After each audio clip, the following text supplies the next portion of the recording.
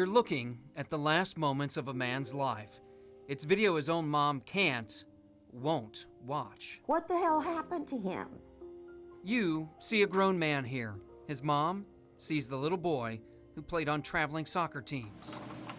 Mom and son even worked side by side at a travel business, for a while anyway. He was pretty good. A back injury, pain pills, alcoholism ruined it. They have to hit bottom before they can come back. You can hit bottom and not come back. Richard Watson eventually got kicked out of the house, ordered to stay away. Then in December, 2 years ago, he came back one last time. And he was asleep on the floor in the garage. Well, Charlie picked up the phone and called the police. He'll dry out or get sober. He'll stop and maybe really think about what he's doing, and we can get back on the road to recovery again. But just a few days later, Richard died here in the Jasper County Jail.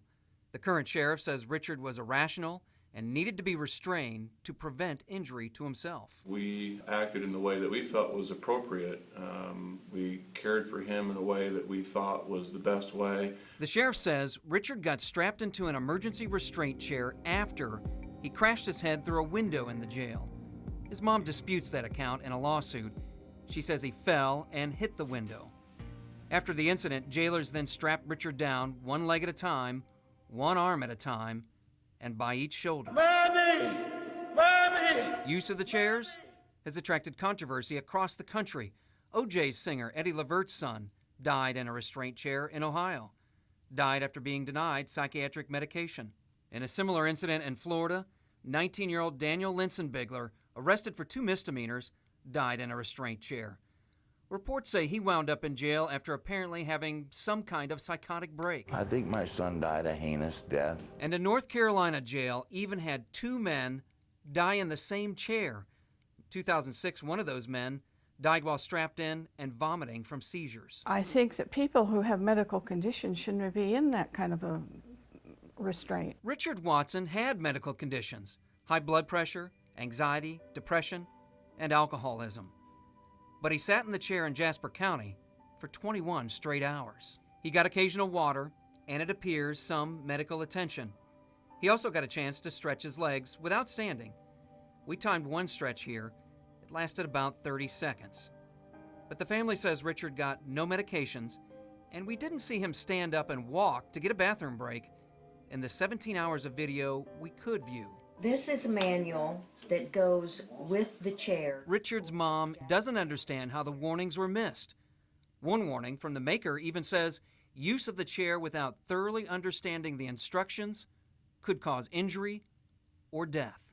And even the manufacturer says 21 hours is way too long. Detainees should not be left in the emergency restraint chair for more than 2 hours. Why is my kid dead? In the last few weeks, Jasper County paid a $5,000 deductible on a $250,000 insurance settlement in this case.